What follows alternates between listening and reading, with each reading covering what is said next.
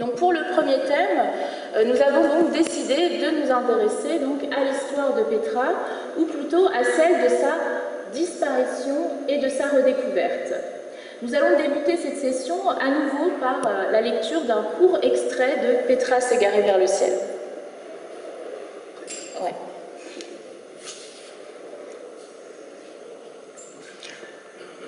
Comment un cirque de près de 2 km sur 5, dans lequel vivaient au moins 30 000 hommes et leurs troupeaux, a-t-il pu, brusquement, s'effacer des cartes et de nos tablettes, et sans laisser la moindre trace, d'autant que, réputée imprenable, cette forteresse naturelle était une véritable légende. Depuis toujours, avant même le temps des Édomites, tous les caravaniers du monde connaissaient sa cache et les trésors qu'elle recelait. Ils payaient même le prix qu'il fallait pour passer, s'arrêter, se le rappeler. Chacun était ainsi part du trésor. Merci. En effet, donc, ce qui fascine aussi chez Petra, c'est le fait qu'une ville d'une telle importance ait pu tout à coup disparaître et tomber dans l'anonymat.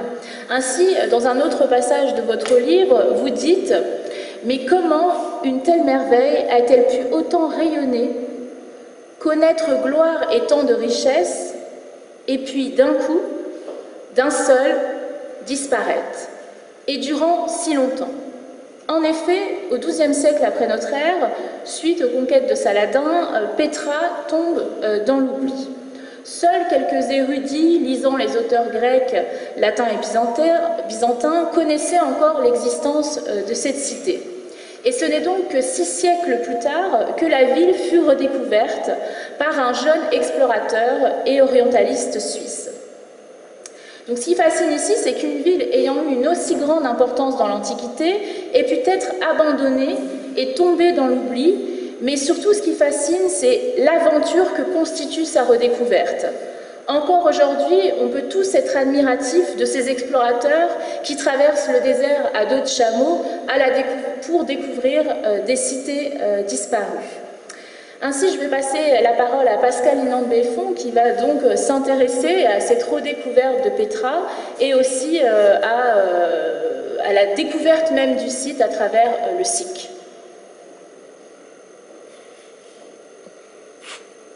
Merci, Rudy. Alors, si vous le permettez, je vais commencer par lire moi aussi un bref passage du livre d'Emeric, qui commence par cette question lancinante qui revient « Qu'est-ce qui vous amène ici ?» Entrez, entrez probablement. Quelques éléments de pavage nous rappellent que nous ne sommes pas non plus perdus au fin fond d'un canyon de l'Ouest américain.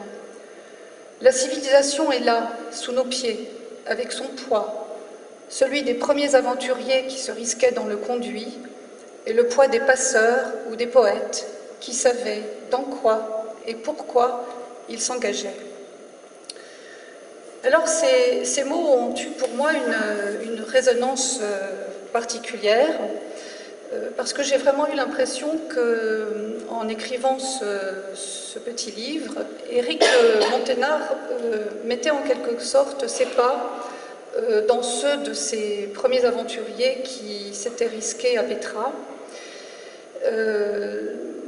Il le dit, des aventuriers, et j'aime beaucoup ce qualificatif de passeur qu'il leur donne, passeur au sens noble du terme, parce que finalement ces premiers voyageurs qui étaient certes des aventuriers mais aussi des érudits, qui étaient aussi des artistes, qui étaient parfois des poètes, et bien avec leurs textes et leurs images, ils ont contribué aussi à alimenter ce fameux mythe de Petra. Mythe de Petra qui est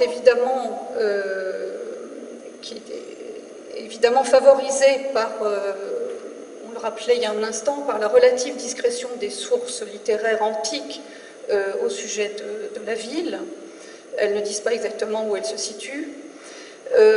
Mythe aussi favorisé par la situation exceptionnelle de ces vestiges au cœur d'un massif montagneux qui est très difficile d'accès et qui la dérobe en fait jusqu'au dernier moment au regard.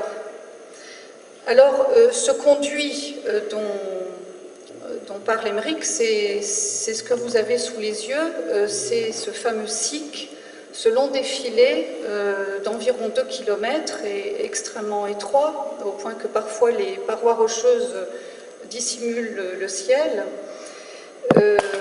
Et c'est ce long défilé par lequel on pénètre lentement, progressivement, de façon presque initiatique, jusqu'à découvrir la Rasnée, puis ensuite les vestiges de la ville antique. Je vous lis rapidement un autre passage du livre. Au cours de notre séjour, chaque passage et traversée du SIC fut attendu, désiré, avec la même violence et la même appréhension. Émeric a consacré plusieurs très belles pages à ce SIC. On parlait tout à l'heure de sensualité, lui-même évoquait la féminité. Je ne vous en dis pas plus, il a une vision très personnelle du SIC que vous pourrez découvrir dans son livre. Alors, il y a quelqu'un, en revanche, qui n'était pas du tout préparé à cette traversée du SIC, évidemment.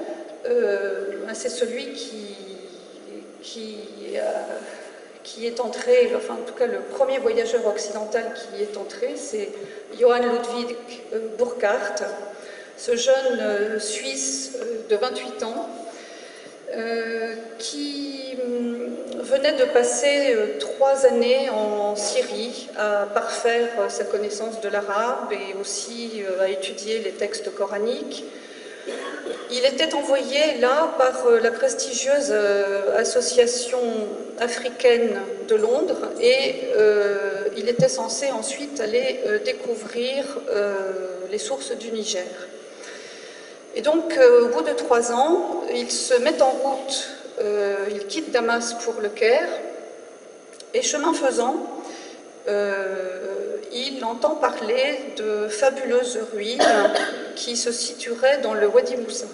Le Wadi Moussa, c'est donc le vallon de Moïse, puisque la tradition voulait que Moïse ait fait surgir en ce lieu l'une des 12 sources. Alors il sait évidemment, en fait il voyage incognito, hein, vous voyez, il se fait passer pour un commerçant indien. Il a pris d'ailleurs un pseudonyme, il s'appelle Cher Ibrahim Ibn Abdallah, et il sait que s'il manifeste le moindre intérêt pour des ruines antiques, sa véritable identité risque d'être découverte. Il va donc avoir recours à un stratagème. Il va prétendre qu'il a fait le vœu de sacrifier une chèvre au prophète Aaron parce qu'il sait que la tradition place le tombeau du prophète au sommet d'une montagne qui se situe au sud-ouest du Wadi Moussa et que donc en se rendant sur ce lieu de pèlerinage, il a de fortes chances de traverser ces ruines dont il a entendu parler. Donc il arrive à El Djil, la principale bourgade du Wadi Moussa, et là il loue les services d'un guide. Il lui explique son projet et donc tous deux se mettent en route et c'est là que Burckhardt donc traverse le SIC. Il voit la Rasnée, on imagine évidemment sa stupéfaction. Il pénètre dans la Rasnée, mais évidemment il ne peut prendre aucune note sans éveiller les soupçons de son guide. Il continue son chemin, il passe devant le théâtre, il remarque qu'il y a beaucoup de tombeaux, et puis à l'endroit où les parois rocheuses s'écartent, ils arrivent donc dans ce vaste cirque où ils remarquent la présence de nombreuses colonnes, de blocs de marbre, Et il se dit qu'il devait y avoir en ce lieu une vaste cité antique. Il remarque aussi le seul édifice qui n'est pas creusé dans la pierre, mais construit, bâti, le Kasrel Bint, et il a bien envie d'aller regarder de plus près, mais là, son guide comprend, le soupçonne fortement de n'être pas celui qu'il prétend être, et donc il renonce à en savoir plus, et d'ailleurs la nuit tombe, et donc on sacrifie vite fait la chèvre, et on s'en revient comme on était venu. Donc ce bref aller-retour a néanmoins permis à Burckhardt de conclure que très vraisemblablement, il reste très prudent d'ailleurs, que très vraisemblablement ce qu'il a vu, c'était bien les ruines dans l'ancienne Petra. Il ne pourra... alors je signale au passage que un an après, Burckhardt va être aussi le premier à découvrir les temples d'Abou Simbel. 2 ans plus tard, il sera le premier Européen à faire le pèlerinage de la Mecque. Et malheureusement, sa carrière d'explorateur sera vite interrompue puisqu'il mourra au Caire de dysenterie en 1817. Son récit du voyage à Pétra ne sera publié qu'après sa mort. Néanmoins, la nouvelle se répand très vite dans la petite communauté des voyageurs européens qui circulent au Levant et en Égypte, et elle va susciter d'autres tentatives. Et en particulier en 1818, un aristocrate anglais, riche et cultivé, John William Banks, décide de se rendre à Pétra en compagnie d'une dizaine de personnes. Alors je vous passe les détails. Après de longs palabres avec le cheikh de Wadi Moussa, il obtient l'autorisation de passer 2 journées sur le site, pas plus. Et ces 2 journées, il va les passer à dessiner, à prendre des notes. Et c'est lui qui dessine pour la première fois la Khasneh, dont vous avez ici 2 vues. C'est la Khasneh que l'on aperçoit à travers la forme du sikh, et à droite le dessin de la façade. Ces dessins, ils ne seront jamais publiés, en tout cas par Banks lui-même. On les a redécouverts il y a une vingtaine d'années dans sa propriété du Dorset, en Angleterre, avec d'autres notes, et il avait fait des remarques déjà très intéressantes sur Pétra. C'est lui qui, le premier, par exemple, a noté la finesse de la poterie nabatéenne. C'est lui qui, le premier, a remarqué que les tombeaux étaient taillés dans la roche de haut en bas. Il a fait aussi un relevé d'une longue inscription en nabatéen, alors qu'évidemment on ne connaissait pas l'écriture nabatéenne, et son inscription, son relevé est très exact. Voilà. Donc Banks, après ces 2 journées passées à Pétra, va se rendre ensuite en Égypte, et là il va faire la connaissance d'un jeune Français, Louis Linan de Belfond, qui est arrivé un peu de temps auparavant avec la mission du comte de Forbin, et qui, fasciné par l'Égypte, a décidé d'y rester.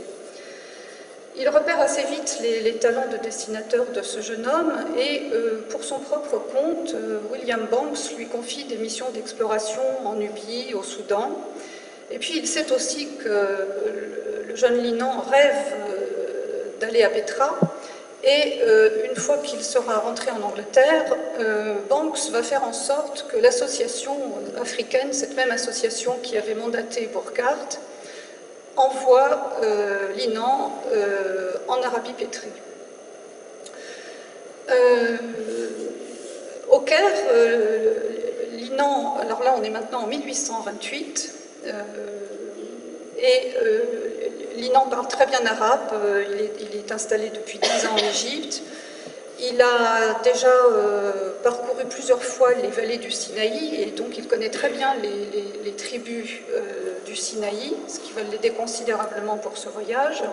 Et puis, il a fait la connaissance d'un autre jeune Français, Léon de Laborde, qui vient de passer plusieurs années à parcourir l'Asie mineure et la Syrie avec son père. Et les deux jeunes gens décident de monter ensemble cette expédition vers Pétra, qui va se révéler être un véritable succès, et ceci pour plusieurs raisons. D'abord parce qu'ils empruntent, puisqu'ils viennent du Caire, ils empruntent une route nouvelle, ils traversent le Sinaï, ils remontent la vallée de l'Araba, et donc ils arrivent en fait à Pétra par une vallée du sud-ouest, et donc pas par le Siq. Et cela a donc un effet de surprise totale sur les habitants de Wadi Moussa. Et puis il y a aussi un facteur chance. Il se trouve en effet que depuis quelque temps la peste fait rage dans la région, et donc ils vont pouvoir passer une semaine en parfaite tranquillité à dessiner, à faire des relevés, à parcourir les vallées transversales sans être inquiétés le moins du monde, et quand ils le seront, ils crieront de loin au fellah qu'ils aperçoivent, et bien qu'eux-mêmes viennent de Gaza où la peste sévit, et qu'il vaut mieux ne pas s'approcher d'eux. Ce voyage, grâce à Laborde, qui revient ensuite en France, va être très vite publié, dès 1830, par livraisons successives. Et on peut dire que c'est vraiment ce livre qui va révéler Pétra au monde occidental. Le récit de voyage est en effet accompagné de 69 lithographies. Et puis, alors c'est un format très peu maniable, un grand in-folio, presque aussi gros que la description de l'Égypte, mais dès 1836, une édition anglaise, pratiquement une édition de poche, va paraître, que les voyageurs futurs vont glisser dans leur bagage et qui leur servira de guide lorsqu'ils aborderont Pétra.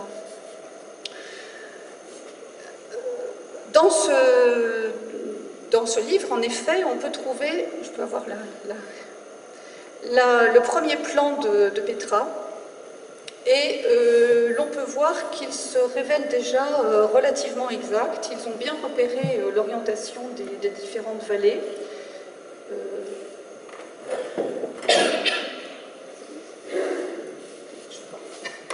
Bon, on reconnaît en bas à droite le tracé sinueux du Siq. Ensuite, je vais m'approcher avec l'autre micro.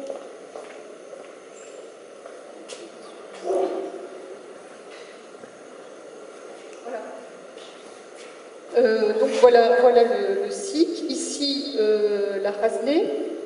On continue le Siq et on passe devant le théâtre. Ensuite, nous avons ici la série des grands tombeaux creusés dans la falaise d'El Roubta, et puis là, le vaste cirque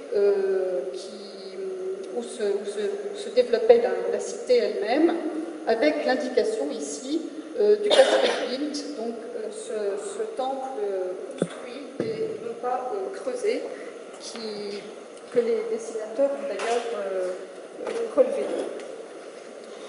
Alors, parmi toutes ces lithographies, j'ai choisi de ne vous en montrer qu'une, si je peux avoir l'image suivante,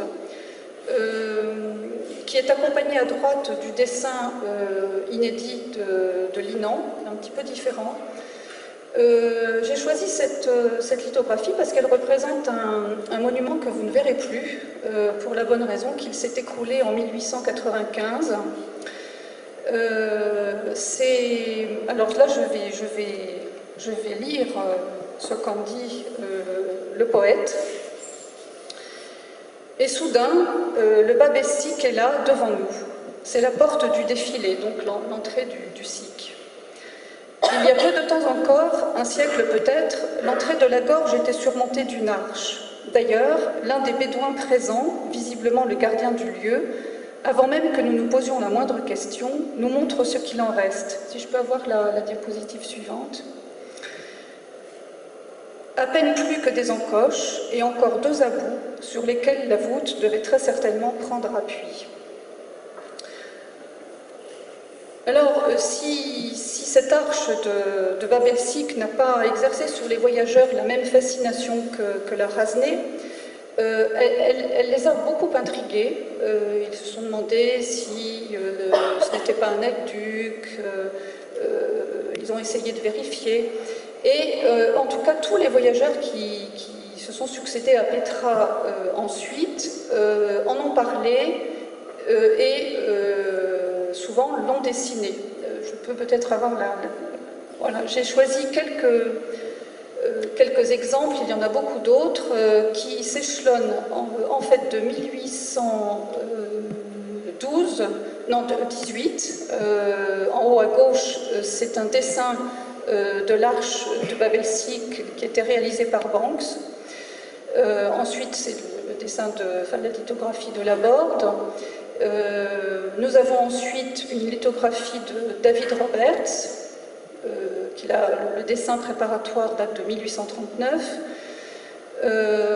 Ensuite, une aquarelle de 1842. Et en bas à droite, la seule photographie que nous ayons de cette arche, qui a été réalisée par un photographe anglais et qui date, elle, de 1867.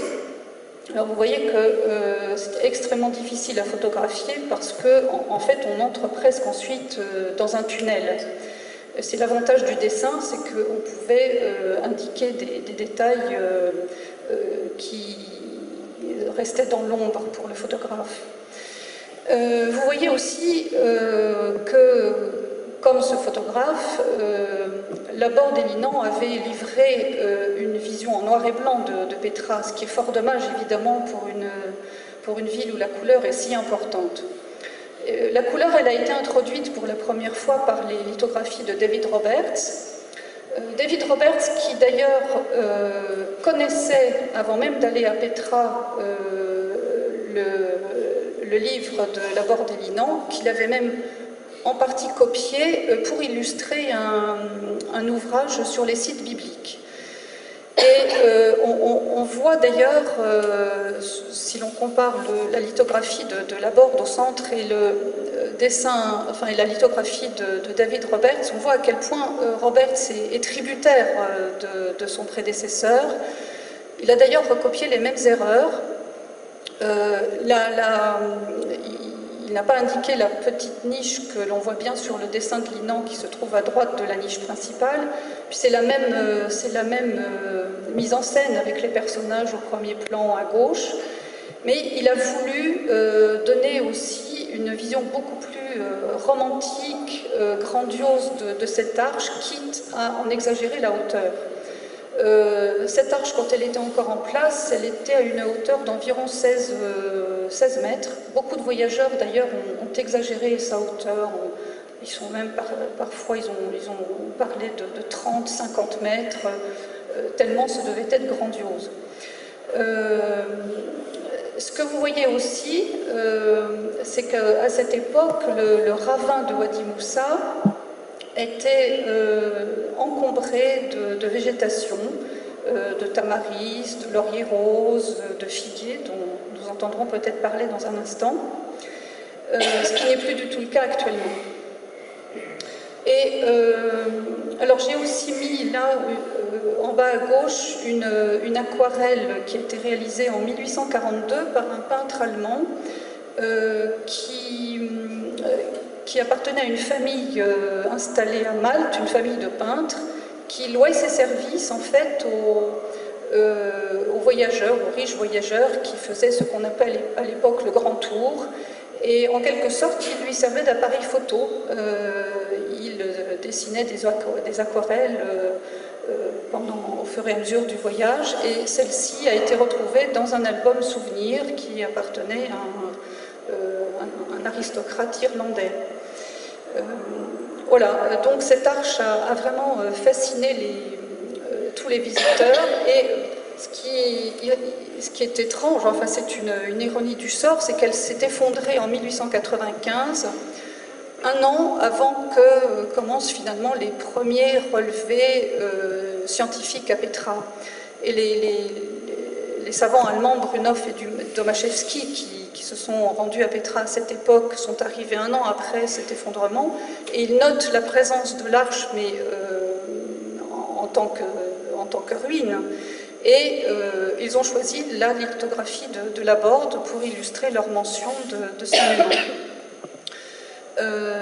Donc voilà un aperçu de ces premières découvertes qui, finalement, ce qui est étonnant, c'est que Petra, au fond, a été, pendant un siècle, est resté le domaine des voyageurs, puisque les fouilles n'ont véritablement commencé que dans les années 1920.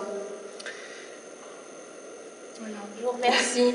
En fait, c'est vrai que ce qui est assez surprenant dans cette redécouverte, c'est de se dire qu'il y a ces grands personnages, enfin, maintenant on les envie presque quand on est archéologue actuellement, on aimerait pouvoir encore arriver comme ça sur le site et découvrir une cité vide.